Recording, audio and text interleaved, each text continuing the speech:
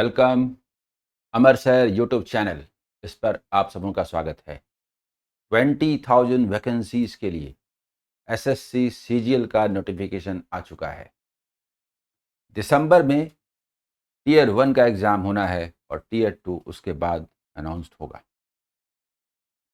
इस एग्ज़ाम के लिए क्या स्ट्रैटेजी होनी चाहिए, क्या रोड मैप होना चाहिए, उसी पर हम लोग बात करने जा रहे हैं। आज के वीडियो में ये बात करेंगे कि नोटिफिकेशन में कुछ ऐसी चीज़ें जिस पर ध्यान आकृष्ट होना चाहिए, जिस पर ध्यान दिया जाना चाहिए, उनको रोड मैप बनाने के संदर्भ में बात करें। अदरवाइज डिटेल वो तो आप पूरे नोटिफिकेशन को पढ़ करके, ठीक से समझ करके और तभी फॉर्म फिलअप करेंगे। नोटिफिकेशन को पूरा पढ़ने बताने का आज मेरा इरादा नहीं। टेलीग्राम चैनल पर मैं इन सारी चीज़ों को दे दूंगा ये पीडीएफ। आज ये भी बात करना है कि बैंकिंग सेक्टर में प्रिपरेशन करने वाले स्टूडेंट्स, उनको क्या एसएससी सीजीएल के लिए फॉर्म फिलअप करना चाहिए, इस पर भी बात करूंगा। कंबाइंड स्ट्रैटेजी पॉसिबल है बैंकिंग का और एसएससी सीजीएल का, इस पर भी बात करूंगा। लेकिन सबसे पहले इसमें बात करूंगा कि रोड मैप क्या हो, जिससे कि आपको लगभग 90 डेज के इस पूरे समय का उपयोग करते हुए फाइनल सक्सेस पाने में मदद मिले। हालांकि टीयर 1 एग्जाम क्वालिफाइंग है, टीयर 2 देने के लिए एलिजिबिलिटी टेस्ट है। फाइनल सिलेक्शन टीयर 2 के आधार पर होगा। लेकिन ये जो 3 मंथ्स का टाइम है, इसका इस्तेमाल कैसे किया जाए, रोड मैप कैसे बनाया जाए, इन सब पर बात करेंगे। लेकिन ये सब शुरू करने के पहले नोटिफिकेशन में कुछ ऐसी चीजें हैं, कुछ ऐसी बातें हैं जिन पर ध्यान दिया जाना चाहिए इस संदर्भ में, शॉर्ट में, कि रोड मैप किस तरह का बनेगा और कैसे बनेगा। आइए एक एक करके हम लोग बात करते हैं इस पर, ठीक है। ये एसएससी सीजीएल का वीडियो कोर्स है, बहुत जबरदस्त है, जिसमें लाइव सेशन का भी रिकॉर्डेड है।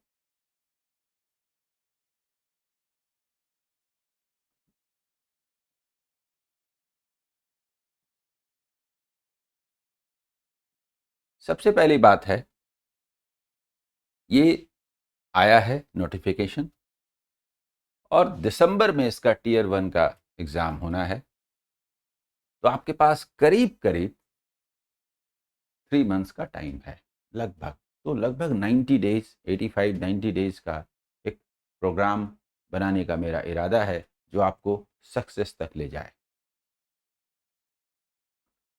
इसमें देखिए जो पोस्ट हैं, डिटेल आप पढ़िएगा, सिर्फ इंडिकेट करना है जिससे आपका उत्साह बढ़े, पढ़ने का रोड मैप बने, तो आप उस पर चल पाएं।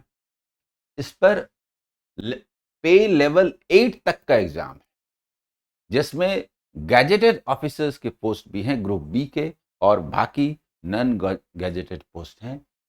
पे स्केल पे लेवल 8 मतलब बैंकिंग सेक्टर में जो पीओ हैं उनसे फार फार अवे, बहुत ज्यादा। कंपैरिजन करेंगे बाद में, पहले आप जस्ट एक बार देख लीजिए। पे लेवल 8, 7, 6, 5 और देखिए 4। पे लेवल 4 25,500 के इनिशियल पे स्केल से लेकर के पे लेवल 8 के 47,600 का मिनिमम पे स्केल, जो कि 1,51,100 तक जाता है। इसके साथ अदर अलाउंसेस जुड़े हुए होते हैं। वैकेंसीज 20,000 अप्रॉक्स है, ये नोटिफिकेशन के मुताबिक है। इसमें अप्स डाउन्स हो सकते हैं। रिजर्वेशन उसी तरह से है जैसे कि रहता है, डिटेल उसमें देखेंगे। बस शॉर्ट में कि ठीक है, इंडिया का सिटीजन होना चाहिए या subject to Nepal and Bhutan, detail आप देखेंगे। ये पीडीएफ में मैं दे दूंगा टेलीग्राम चैनल पर, अमर सर कॉम्पिटिटिव एग्जाम, इस पर, ठीक है। एज लिमिट अलग अलग पोस्ट के लिए थोड़ा थोड़ा वेरी करता है, लेकिन 18 से लेकर 27 इन जनरल है, कहीं कहीं 20 से 30 है और कहीं 32 तक भी है। डिटेल आप देख लेंगे। लेकिन यहाँ पर मेरे बताने का इरादा ये है कि कट ऑफ डेट जो है वो 1 जनवरी 2022 है। बस इसी को बताने के लिए मैं इसकी चर्चा कर रहा हूँ। 1 जनवरी 2022 ये कट ऑफ डेट है एज के लिए। क्वालिफिकेशंस जो हैं, ग्रेजुएशन है, bachelors degree in any discipline, कुछ कंडीशन के साथ कि कहीं कहीं कुछ चाहिए, जैसे कि जूनियर स्टैटिस्टिकल जो ऑफिसर्स हैं उनके लिए ग्रेजुएशन किसी भी सब्जेक्ट में हो, लेकिन इंटर में मैथ्स में 60% होना चाहिए, या फिर ग्रेजुएशन में एक सब्जेक्ट स्टैटिस्टिक्स होना चाहिए। और जो बैचलर्स डिग्री तो चाहिए, लेकिन डिजायरेबल है कि अगर कोई सीए हैं या एमकॉम हैं या फिर एमबीए हैं फिनेंस, इनको प्रायोरिटी मिलेगी इन पोस्ट के लिए। Assistant audit officer and assistant account officer, इनको छोड़ करके बाकी सब में सिंपल ग्रेजुएशन है, bachelors degree from a recognised university और इक्विवेलेंट। असल में नोटिफिकेशन में कुछ ज़बरदस्त बातें हैं जिनका ध्यान भी रखना है, उनको मैं अगले वीडियो में बात करूंगा, ठीक है, क्योंकि उसमें काफ़ी समय लगेगा, तो उन पर ध्यान आकृष्ट करने में यहाँ पर दिक्कत होगी, क्योंकि यहाँ मकसद स्टडी प्लान रोड मैप का है, ठीक है। देखिए, एग्ज़ाम पैटर्न के संदर्भ में बात करते हैं। टीयर 1 एग्ज़ाम है, टीयर 2 एग्ज़ाम है और यहीं से आपका शुरू होगा। तो टीयर 1 एग्ज़ाम में ये जो 1 आवर का कंपोजिट टाइम है, ये आपको एक तरह से हेल्प करता है। 1 आवर है, समझ लीजिए 15-15 मिनट्स ईच सेक्शन में है, लेकिन जनरल अवेयरनेस आप पहले बना सकते हैं और उसका टाइम आप दूसरे में दे सकते हैं। इन जनरल क्वांट में, क्वांटिटेटिव एप्टीट्यूड में, रीजनिंग लगभग आप समय पर बना लेते हैं, इंग्लिश जो कॉम्प्रिहेंशन है वो भी कर लेते हैं। आपको जो प्रॉब्लम होता है वो मैथ क्वांट में होता है, तो आप यहाँ से समय लेके इसको दे सकते हैं। ये एक बेनिफिट है, फ़ायदा है, और इसका फ़ायदा ज़रूर उठाया जाना चाहिए, ठीक है, क्लियर। थोड़ी सी चर्चा के बाद यहीं आएंगे, क्योंकि रोड मैप यहीं से बनना है। जो इस स्कीम टीयर 2 का है वो देख लीजिए, लास्ट ईयर की तुलना में कुछ ज़्यादा क्लियरिटी आई। इसमें पेपर 1 है, पहले देखिए पेपर 1, फिर देखिए पेपर 1 के बाद, ठीक है। इसमें तो पेपर 1 को किस तरीके से किया गया है, स्कीम जो टीयर 2 है, पेपर 1 के बाद आपका पेपर 2 और पेपर 3 भी है और उसका कोर्स भी है। तो पेपर 2 और पेपर 3 पर जाते हैं, वो कुछ पोस्ट के लिए है। जनरली पेपर 1 ही सबों के लिए है, और दूसरे के लिए जिसके लिए कुछ है, जैसे कि जनरल स्टडीज या फिर स्टैटिस्टिक्स वाला पार्ट, उसको छोड़ करके तो पेपर 1 जो सबके लिए कंपलसरी है, उसमें देखिए पेपर 1 का 2 पार्ट है, सेशन 1 एंड सेशन 2। बस हल्की सी चर्चा, एनालिसिस, क्योंकि इसको समझने में ज़्यादातर स्टूडेंट को दिक्कत हो सकती है, तो मैं सोचता हूँ कि इसको एक्सप्लेन कर दूँ, क्योंकि स्टडी इसी के आधार पर होनी है। तो 2 सेशंस हैं। सेशन 1 2 आवर्स 15 मिनट का है, और सेशन 2 ये भी 15 मिनट्स का है। लेकिन सेशन 1 में सेक्शन 1, सेक्शन 2, सेक्शन 3 का 2 पार्ट करके ही सेशन 2 में इसको लिया गया है। तो यहां तक का जो पार्ट है, यानी सेक्शन 1, सेक्शन 2 और सेक्शन 3 का ये वाला पार्ट अगर छोड़ दीजिए, तो क्वालिफाइंग यही है। मतलब ये जो स्कीम टीयर 2 का है, उसमें इसमें जो मार्क्स आएंगे, इसी के आधार पर आपका सिलेक्शन होगा। इसका जो ये पार्ट है, यानी कंप्यूटर नॉलेज एंड जो है मॉड्यूल और डेटा एंट्री, ये ओनली क्वालिफाइंग है, ये क्वालिफाइंग है। तो अगर कंसंट्रेशन का सवाल है, इसमें जस्ट पास करना है, तो इसमें इसमें क्या है, तो सेक्शन 1 सेक्शन 2 बोलने का एक माने है, क्वालिफाइंग मार्क्स 30% है। तो जो 30% है वो सेक्शन में लागू होता है, यानी मैथमेटिकल एबिलिटी और रीजनिंग में किसी एक में 30% ना भी आए और दोनों मिला करके आ जाए, तो फिर आप क्वालिफाई करते हैं। ये एक इंपॉर्टेंट बात है। यानी कहने का मतलब, ये जो 180 मार्क्स का जो पेपर हुआ सेक्शन 1 60 क्वेश्चन का, इसका 30% चाहिए आपको। यानी 18 क्वेश्चंस आप सॉल्व कर लेते हैं सही सही, तो क्वालिफाई करते हैं नेगेटिव काटने के बाद। समझ गए? सेक्शन 2 में उसी तरह से 210 मार्क्स 70 क्वेश्चन हैं, तो 70 क्वेश्चन का 30% यानी 21 क्वेश्चंस अगर आप सही सही सॉल्व कर लेते हैं आफ्टर डिडक्शन नेगेटिव मार्क्स, तो आप क्वालिफाई करते हैं। यही मिनिमम क्वालिफाइंग मार्क्स का महत्व है। और इससे आपको अच्छा भी होता है क्योंकि इंग्लिश लैंग्वेज एंड कॉम्प्रिहेंशन जो है उसके साथ जनरल अवेयरनेस है, तो अगर कहीं कुछ कमी रह जाती है तो दूसरा सेक्शन उसको पूरा करता है। ठीक है, ये इसका इम्पोर्टेंट पहलू है, इसलिए मैंने सोचा कि इसको एक्सप्लेन कर दूं कि सेक्शन में क्वालिफाइंग मार्क्स 30% लाना है, चाहे यहां बोलिए क्वेश्चन के रूप में या मार्क्स के रूप में। ठीक है, यही जो है स्कोरिंग है, इसी में जो मार्क्स आएगा इसके आधार पर आपको प्रेफरेंस मिलेंगे। कई सारी चीजें हैं जिसको मैंने सोचा कि अगले वीडियो में बताऊंगा कि प्रेफरेंस देना पड़ेगा, अगर प्रेफरेंस देना छूट जाएगा तो सिलेक्शन नहीं होगा, तो आपको प्रेफरेंस देना ही होगा, वो मिसिंग नहीं होना चाहिए। ये दोनों ही क्वालिफाइंग। इसके बाद जो पेपर 2, पेपर 1 तो कंपलसरी है ही, पेपर 2 उन्हीं कैंडिडेट्स के लिए है जो स्टैटिस्टिकल ऑफिसर बनना चाहते हैं उनके लिए, और पेपर 3 जीएस वाला जो है वो असिस्टेंट ऑडिट ऑफिसर और असिस्टेंट अकाउंट ऑफिसर, सिर्फ इन 2 कैटेगरी के लिए है। बाकी सबों के लिए वही पेपर 1 है, और इनके लिए भी पेपर 1 तो है ही। ये क्लियर? अब इसके बारे में डिटेल आपको लिखा गया है कि पेपर 1 किस तरह का होगा, जो कि टीयर 2 का है।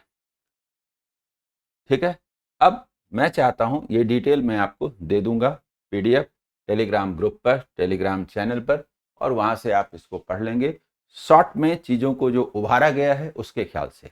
लेकिन डिटेल जो इंफॉर्मेशन है वो आप एसएससी के वेबसाइट से डाउनलोड करके या वहां से आप देखेंगे, वही ऑथेंटिक है, उसी को आप ऑथेंटिक मानिएगा, उसी के आधार पर चलिएगा, और उसका एक एक लाइन जरूर पढ़िएगा, क्योंकि जब आप चीज़ों को पढ़ते हैं तो मेंटली प्रिपेयर्ड हो जाते हैं इस एग्ज़ाम के लिए।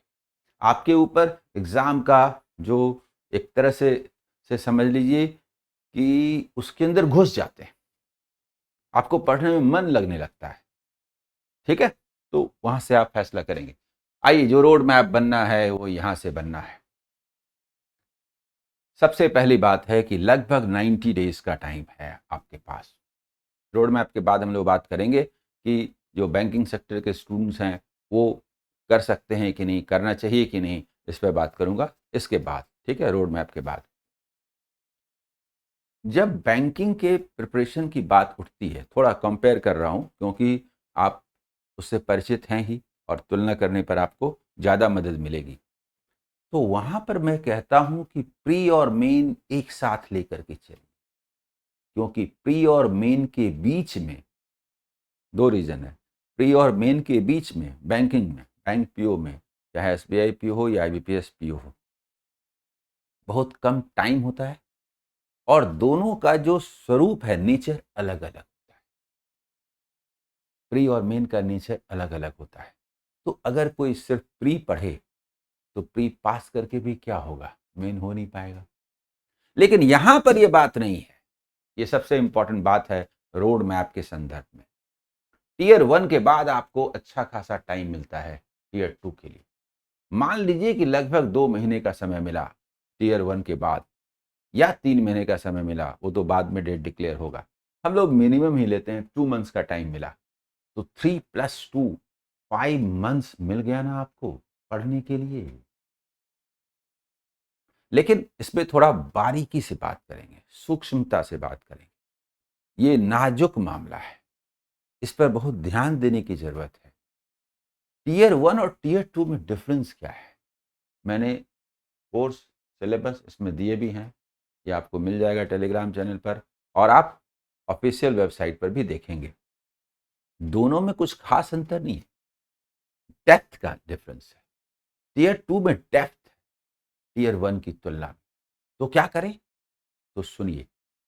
टीयर 1 हाई स्कोरिंग रहेगा, कोई भी चैप्टर छूटना नहीं चाहिए, यानी हम टीयर 1 को ध्यान में रख करके कंप्लीट प्रिपरेशन करेंगे, ये पहली बात। लेकिन चूंकि कोर्स तो यही डेप्थ में है, तो कम से कम पूरे कोर्स का 50% पार्ट हर सेक्शन में टीयर 2 के ख्याल से पढ़ेंगे। ये विशेष रणनीति है, समझिए पहले। जैसे क्वांट के संदर्भ में मैं बात करता हूं कि जैसे आपने बेसिक कैलकुलेशन उठाया, इसके बिना तो क्या प्री और क्या मेन, क्या टीयर 1 और क्या टीयर 2, चाहिए ही चाहिए। बेसिक चैप्टर पर पूरा कमांड होना चाहिए, टीयर 2 के ख्याल से होना चाहिए, टीयर 1 और टीयर 2 को ध्यान में रख के होना चाहिए। मैथमेटिक्स के सेक्शन में कहने का मतलब बेसिक कैलकुलेशन जिनका इस्तेमाल है average, percentage, ratio and proportion, method of alligation, जिनका जबरदस्त इस्तेमाल है किसी भी तरह के मैथ्स के क्वेश्चन को बनाने में, इन पर पूरा पूरा कमांड होना चाहिए। इसका सिंप्लीफिकेशन एसएससी का थोड़ा अलग होता है।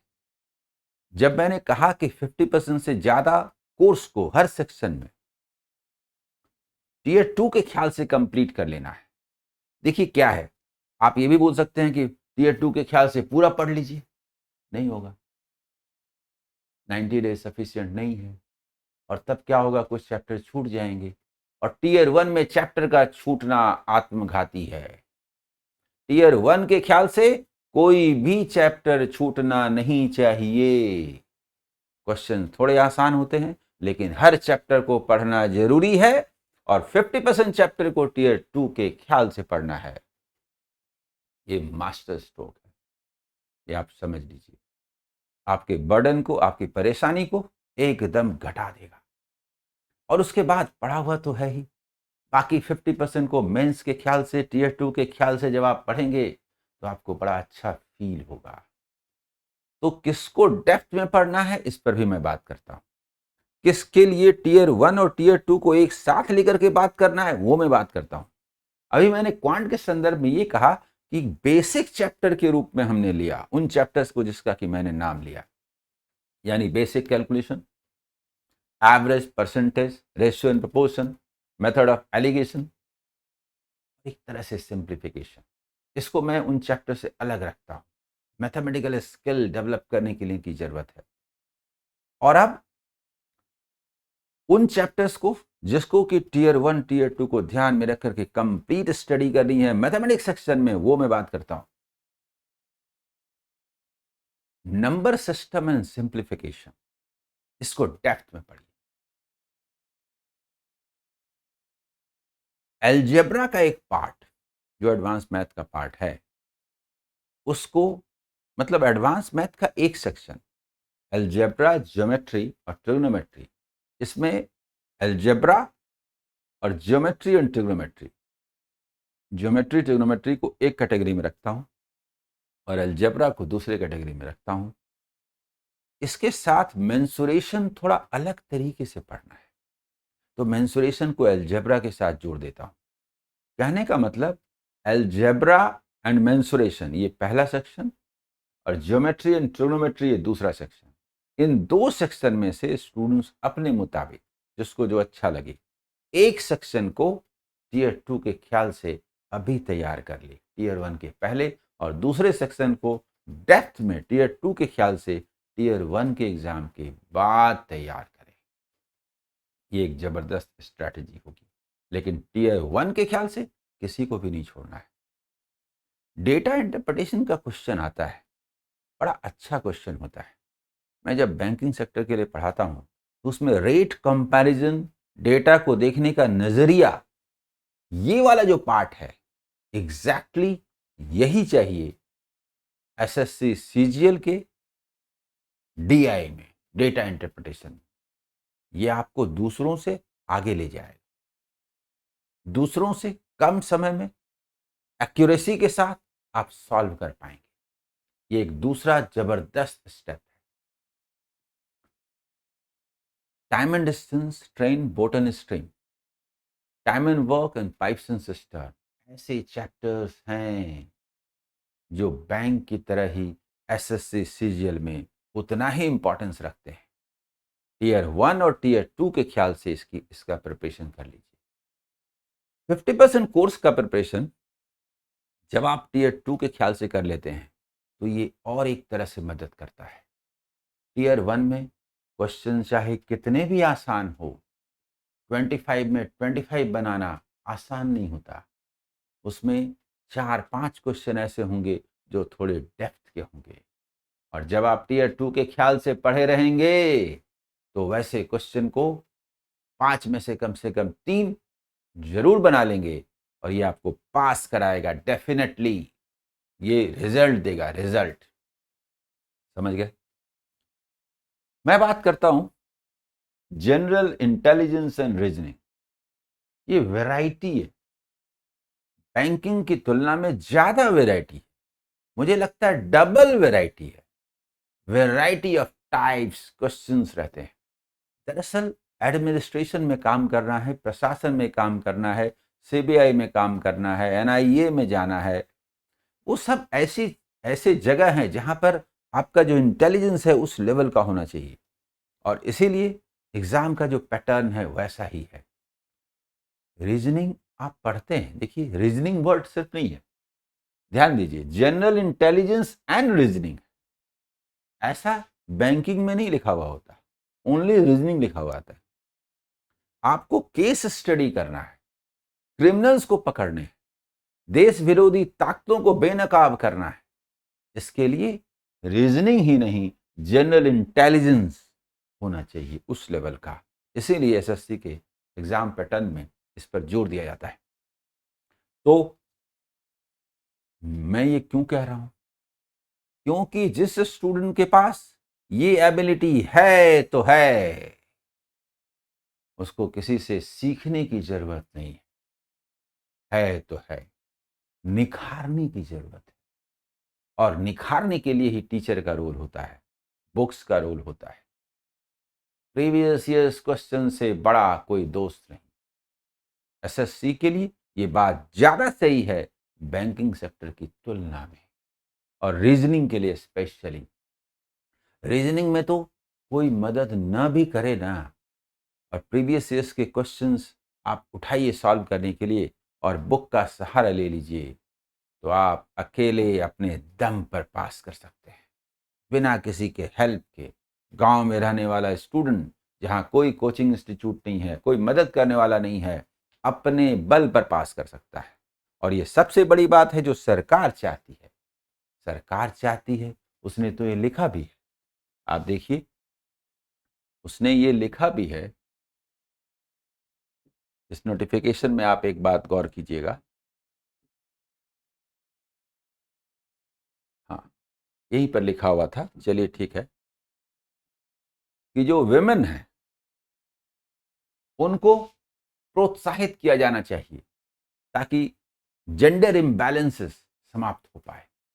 तो जो सेक्शन समाज का, चाहे महिला हो, वीकर सेक्शन हो, इकोनॉमिकली हो, या कास्ट वाइज हो, एससी एसटी हो, ओबीसी हो, मतलब समाज के हर पहलू के स्टूडेंट को आगे बढ़ाने के लिए एग्जाम पैटर्न में भी वैसे ही सुधार होते हैं और प्रयास भी होते हैं। ये गवर्नमेंट का हमेशा से ही प्रयास रहता है, चाहे गवर्नमेंट किसी पार्टी की हो, ये टेंडेंसी रहती है, और ये बहुत अच्छी बात है एसएससी एग्जाम के संदर्भ में। तो समझे? तो जो रीजनिंग वाला पार्ट है जिस पर मैंने अभी चर्चा की, इसमें बहुत ज़्यादा परेशान होने की ज़रूरत नहीं है। स्कोरिंग भी होगा। चैलेंजिंग क्या होगा बात करता हूँ। तो ये 25 क्वेश्चंस जो हैं 50 मार्क्स के, आप आसानी से इसमें अच्छा से अच्छा स्कोर कर सकते हैं। देखिए, कट ऑफ के चक्कर में मत जाइए, आप रोज इम्प्रूव कीजिए, इम्प्रूव कीजिए जहां तक पहुंच सकें। एक सेक्शन में उतना अच्छा ना भी हो तो दूसरे सेक्शन में हो सकता है, इसलिए भी परेशान नहीं होना। ये कंपोजिट टाइम जो है आपको बहुत मदद करता है, एक का समय दूसरे में दे सकते हैं, नुकसान भी हो सकता है, इसीलिए इसमें सबसे पहले अटेम्प्ट लेना चाहिए जनरल अवेयरनेस, और पहले समय बचा लीजिए। ऐसा नहीं कि क्वांट उठाइए और पहले आप 15 मिनट की जगह पर 20 मिनट दे दीजिए और 5 मिनट खर्चा कर दीजिए। पहले खर्चा कर दीजिए और बचत का पता ही नहीं, फिर क्या होगा? लेने के देने पड़ जाएंगे।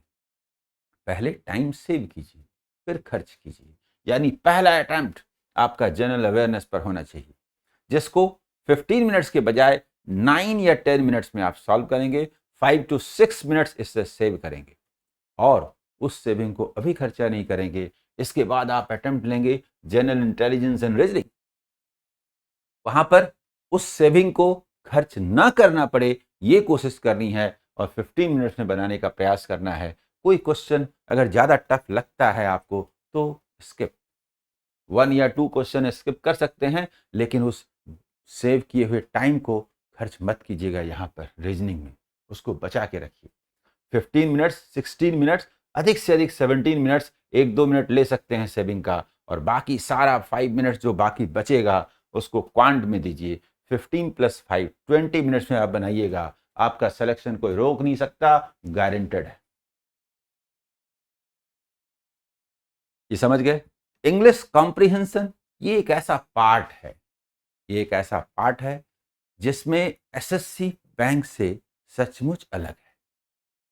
वह कॉम्प्रिहेंशन लिखा है, फिर भी वो ग्रामर सेक्शन पर अच्छा खासा जोर देता है, और जिसकी इंग्लिश उतनी स्ट्रांग नहीं है हिंदी मीडियम स्टूडेंट्स को, उनको ग्रामर सेक्शन में स्कोर करना आसान होता है। तो इस ख्याल से इंग्लिश उनके लिए ज़्यादा प्रॉब्लम नहीं होता है, बैलेंस्ड है। इंग्लिश मीडियम और हिंदी मीडियम दोनों के स्टूडेंट को लेकर के, उसको ध्यान में रख करके ये सेक्शन होता है।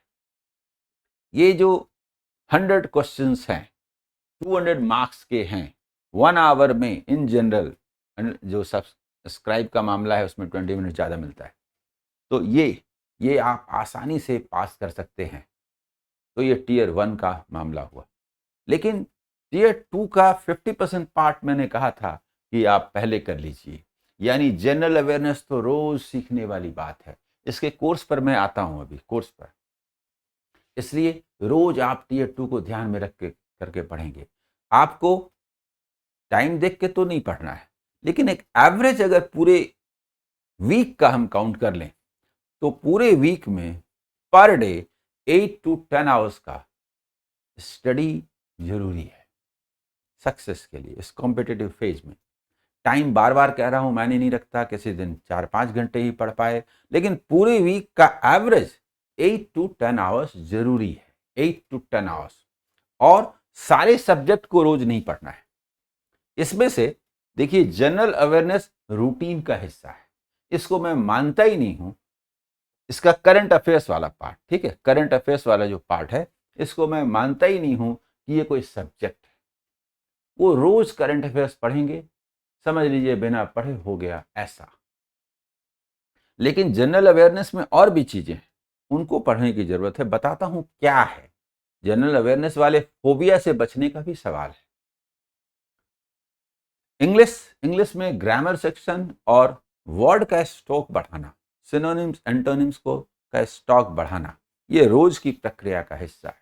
डेली रूटीन में आप लगभग 2 घंटे मान लीजिए, ये इंग्लिश का वो पार्ट जो डेली रूटीन का है, कुछ इंग्लिश रीडिंग लगाना, हल्का इंग्लिश में न्यूज़ सुनना, उसका ग्रामर सेक्शन को आधे घंटे पढ़ना, ऐसा करके आप करीब 1 आवर ये और 1 आवर ये जनरल अवेयरनेस का करंट अफेयर्स वाला पार्ट, दूसरा पार्ट नहीं, इनको रोज के स्टडी प्लान का हिस्सा बनाइए। रीजनिंग और क्वांट, इसका यदि आपने कॉम्बिनेशन बना लिया तो पढ़ने में बोझ नहीं लगेगा, मजा आएगा।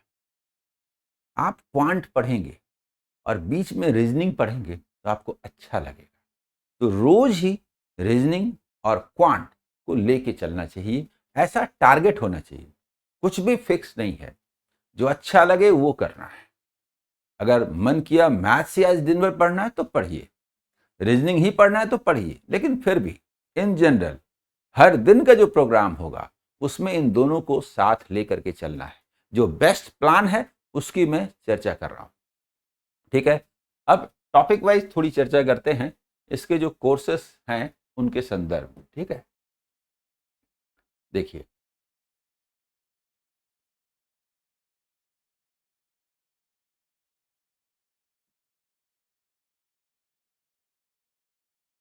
टीयर 1 में जो इंडिकेटिव सिलेबस है, इंडिकेटिव इसलिए कि कुछ इधर उधर और भी पूछे जा सकते हैं, तो जनरल इंटेलिजेंस एंड रीजनिंग में ये सब कुछ है। डिटेल देख लीजिएगा, ठीक है, मैं थोड़ा छोड़ देता हूँ, देख लीजिए, और नोटिफिकेशन में भी जा करके डिटेल देखिएगा, ठीक है। वैरायटी है, मकसद यही है, इसमें से सब आएगा जरूरी नहीं है, अलग अलग शिफ्ट में अलग अलग तरीके से कुछ कुछ चीजों पर जोर देते हुए आएगा, लेकिन फिर भी एक बैलेंस होता है पूरे सेक्शन में, ये पूरा देख लीजिए, ठीक है। जनरल अवेयरनेस में मुझे जोर देना है।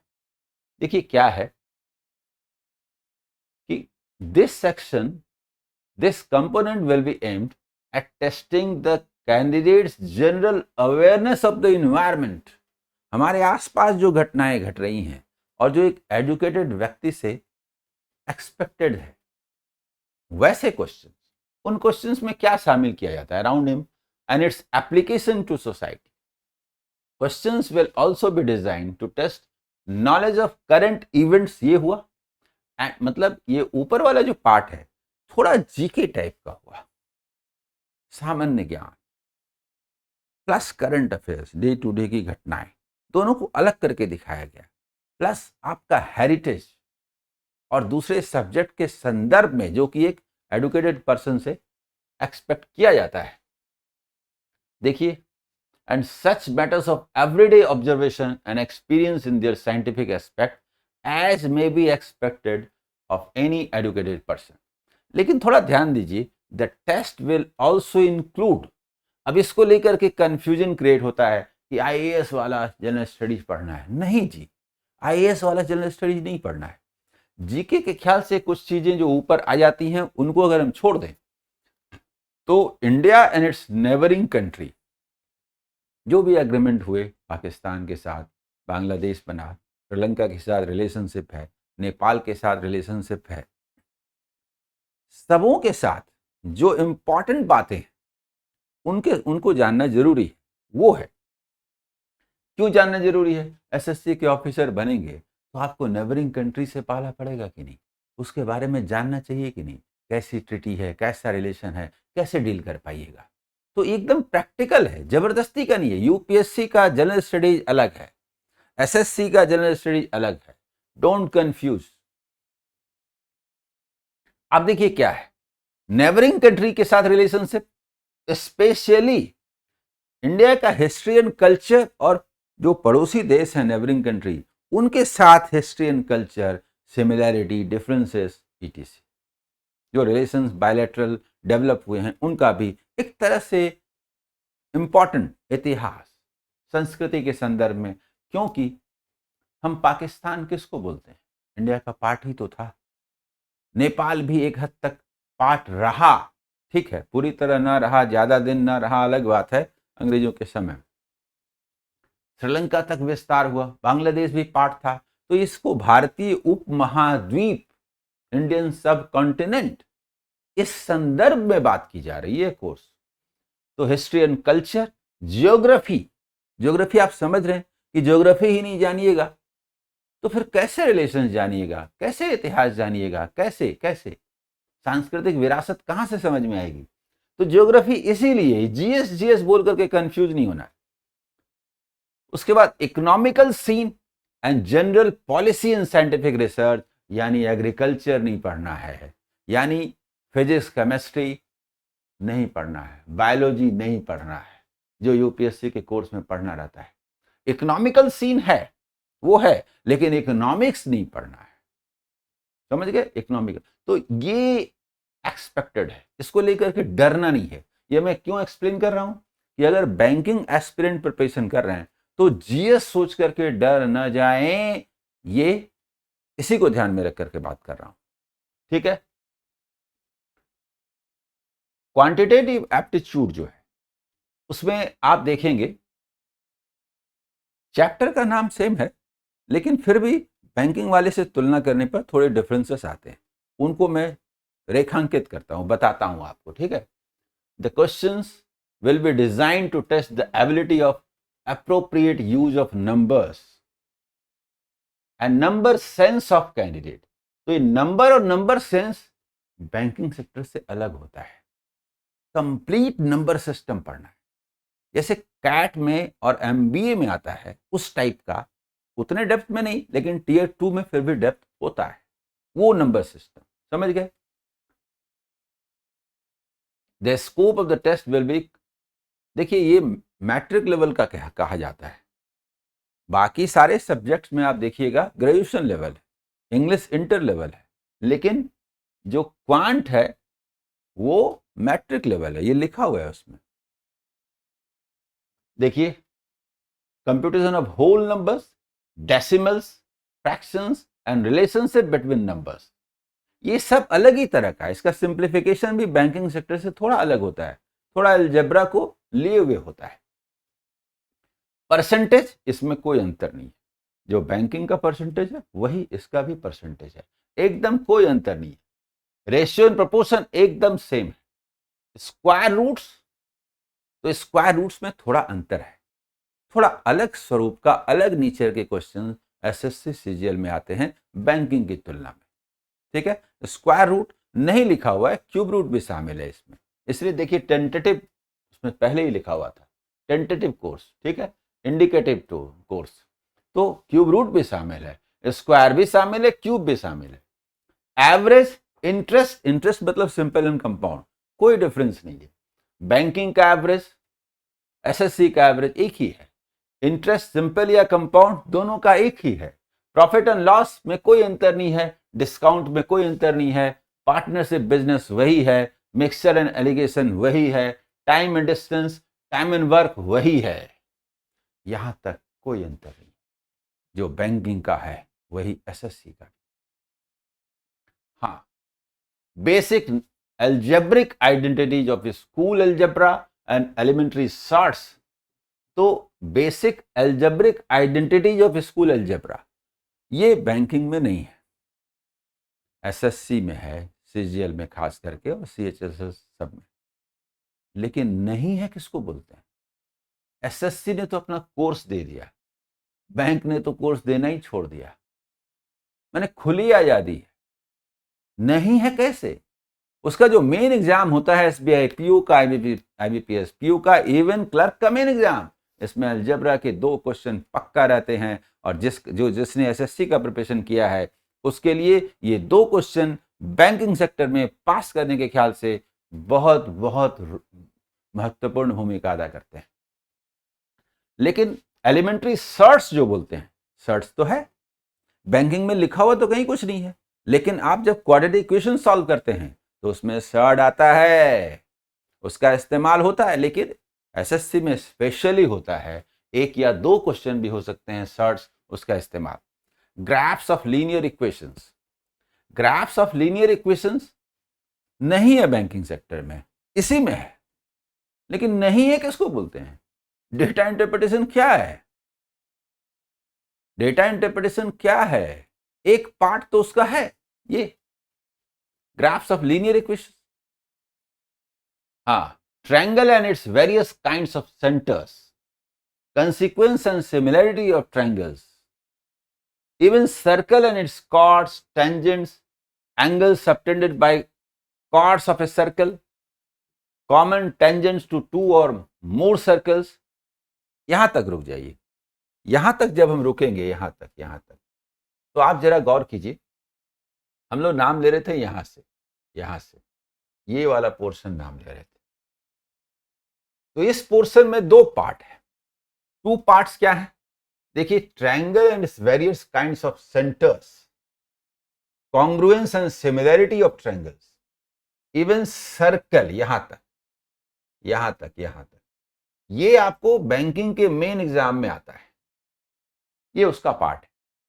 हाँ, एसएससी में ये स्पेशली आते हैं, chords, tangents, angles subtended by chords of a circle, common tangents of 2 or more than 2 circles, यहां तक।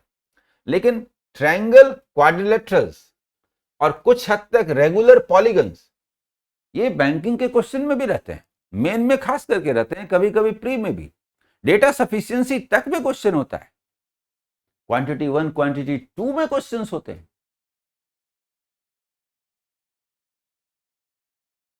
देखिए, क्वाड्रिलेटरल्स, रेगुलर पॉलीगन्स, ठीक है, ये दोनों जगह है, लेकिन यहां थोड़ा विशेष है, regular polygons, circle, right prism, ये सब बैंकिंग में नहीं है।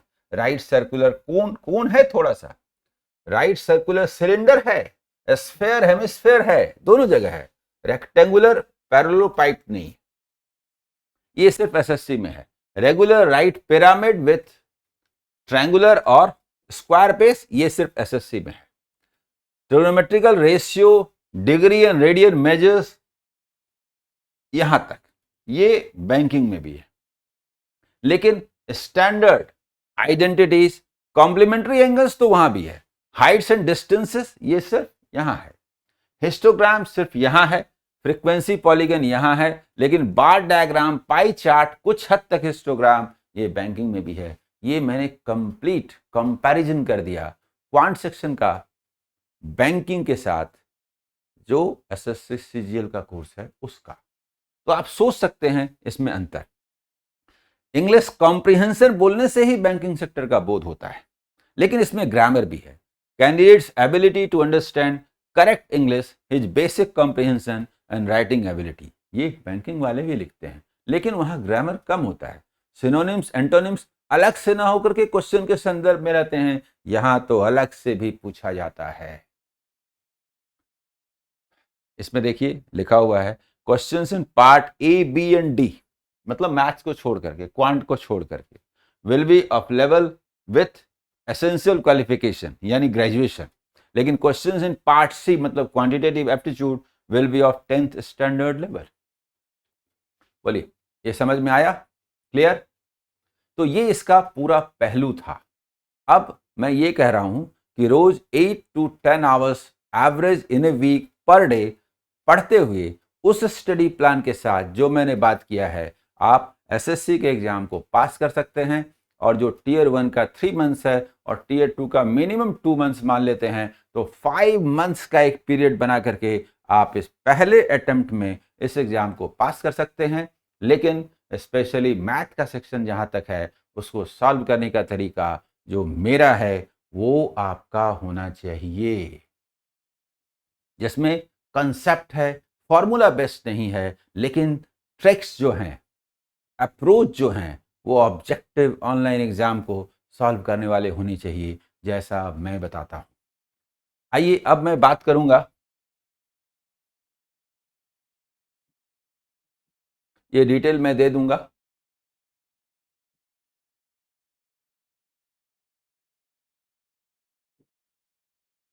कि बैंकिंग सेक्टर के स्टूडेंट इसका प्रिपरेशन कर सकते हैं कि नहीं। देखिए, ऐसा है कि दोनों के जॉब में डिफरेंस है, जॉब में। और कई बार स्टूडेंट ये सोच करके निर्णय लेता है कि ये जॉब करना मुझे पसंद है। किसी स्टूडेंट के अंदर आता है कि नहीं, मुझे आर्मी में जाना है, उसको आईएएस बना दीजिए, नहीं बनेगा, उसको आर्मी में जाना है। तो ये एक जुनून होता है जॉब को लेकर के, और ये जुनून जिसके पास बैंकिंग सेक्टर में जाने का है, उसको एसएससी में 20,000 क्या 20 लाख भी मिले तो जाने की जरूरत नहीं है, क्योंकि जहां काम करने का मन करेगा वही करेंगे। उसी तरह से किसी को गवर्नमेंट जॉब, स्पेशली सरकार के अंगों में प्रवेश करना है, यानी डिपार्टमेंट्स में, तो एसएससी जबरदस्त है, जहां पर कि सी से लेकर के ग्रुप बी तक और गैजेटेड पोस्ट तक मौजूद हैं। जबरदस्त सैलरी और सुविधाओं के साथ हैं। मान सम्मान क्या नहीं है इसमें, सब कुछ है। और जिस व्यक्ति के पास डेडिकेशन है, वो तो इस एरिया में आगे बढ़ते हुए किन्हीं भी ऊंचाई को छू सकता है। आप कंपैरिजन करेंगे तो आप देखेंगे कि सैलरी से लेकर के हर मामले में बैंकिंग सेक्टर की तुलना में जो एसएससी सीजीएल के अंदर आने वाले पोस्ट हैं वो सुपीरियर हैं। लेकिन मैंने पहले ही कहा, सिर्फ सुपीरियरिटी मायने नहीं रखती, इंटरेस्ट भी मायने रखता है। जहां तक एबिलिटी का सवाल है, तो मैंने पहले ही कहा कि जिनका एनालिटिकल अप्रोच होता है, data interpretation and analysis and puzzle section, इसमें जिनका ज़्यादा जोर होता है, डेफिनेटली वो बैंकिंग एग्जाम में पास करने के उनके चांसेस ज़्यादा होते हैं। इंग्लिश जिनका ज़्यादा स्ट्रांग है, कॉम्प्रिहेंशन, उनके लिए बैंकिंग सेक्टर में पास करने के ज़्यादा चांसेस हैं। लेकिन जिनका इंग्लिश ग्रामर पर कमांड है, जिनका जनरल अवेयरनेस बढ़िया है, जिनको एडवांस मैथ में दिलचस्पी है, ऐसे स्टूडेंट के लिए एसएससी का एग्ज़ाम पास करना ज़्यादा सुविधाजनक है, ज़्यादा आसान है कंपैरेटिवली। अब आप मुझसे पूछेंगे मेरा क्या मानना है, तो मेरा मानना ये है कि चाहे बैंक में जाइए चाहे एसएससी में जाइए, किसी भी स्टूडेंट से ये पूछ लिया जाए कि क्या आप आईसीआईसीआई बैंक में जाना चाहेंगे या एचडीएफसी बैंक में, नहीं नहीं नहीं, मुझे गवर्नमेंट सेक्टर जॉब चाहिए। यानी गवर्नमेंट सेक्टर जॉब ये नंबर 1 प्रायोरिटी है, और ये दोनों ही अलग अलग रूपों में गवर्नमेंट सेक्टर की। ये अलग बात है कि बैंकिंग सेक्टर में प्राइवेटाइजेशन के बारे में खतरा पैदा होता रहता है, और गवर्नमेंट के डिपार्टमेंट का तो प्राइवेटाइजेशन नहीं होगा ना, तो एसएससी में तो सवाल ही नहीं उठता है प्राइवेटाइजेशन का। तो प्योर गवर्नमेंट सेक्टर जॉब आप बोल सकते हैं। मेरा मानना है कि एक स्टूडेंट को कंबाइंड अप्रोच लेकर के चलना चाहिए। मुझे नहीं लगता कि बहुत ज़्यादा डिफरेंसेस हैं दोनों में। एक स्टूडेंट, आप ऐसा सोच लीजिए कि अगर एसएससी सीजीएल का प्रिपरेशन किसी स्टूडेंट ने 3-4 महीने कर लिया ना, और फिर उसने बैंकिंग सेक्टर में जाने का निर्णय लिया, उसका रिजल्ट जल्दी आएगा। उसी तरह से किसी स्टूडेंट ने अगर बैंकिंग सेक्टर का प्रिपरेशन 3-4 महीने ठीक से कर लिया ना, और उसके बाद उसका इरादा हुआ एसएससी सीजीएल में जाने का, तो वो दूसरों की तुलना में जल्दी एसएससी सीजीएल पास करेगा। क्यों? मैंने कोर्स का डिटेल बताते समय बताया है कि कैसे कैसे क्वेश्चंस आते हैं और किस डेप्थ में आते हैं। बैंकिंग सेक्टर का प्रिपरेशन जो कर ले, उसका डीआई पर जो कमांड होगा, बोलिए एसएससी सीजीएल का डीआई उसके सामने क्या मायने रखता है। सभी 5 क्वेश्चन 2 मिनट्स में वो बनाएगा, दूसरे स्टूडेंट की तुलना में जल्दी। ये इसको पास कराएगा कि नहीं? और जिसने एसएससी सीजीएल का प्रिपरेशन कर लिया है, मेन एग्जाम में, एसबीआई पीओ के मेन एग्जाम में, आईबीपीएस पीओ के मेन एग्जाम में जो अलजेब्रा, ट्रिग्नोमेट्री और ज्योमेट्री के कुल 4 क्वेश्चन आते हैं, जहां 10 में सिलेक्शन होता हो, 8 में सिलेक्शन होता हो, 10 और 8 में, वहां 4 क्वेश्चन का क्या इंपॉर्टेंस है सोच लीजिए। मेरा मानना है एक स्टूडेंट को दोनों का कंबाइंड प्रिपरेशन करना चाहिए। मैं हर कदम पर आपके साथ हूं। एसएससी सीजीएल के लिए नए क्वेश्चंस, नई सीरीज लेकर के मैं आ रहा हूं। बैंक और एसएससी दोनों का प्रिपरेशन कराऊंगा, और मैं ये मान करके चलता हूं कि एक स्टूडेंट को दोनों का प्रिपरेशन एक साथ करना चाहिए। Okay, all the best.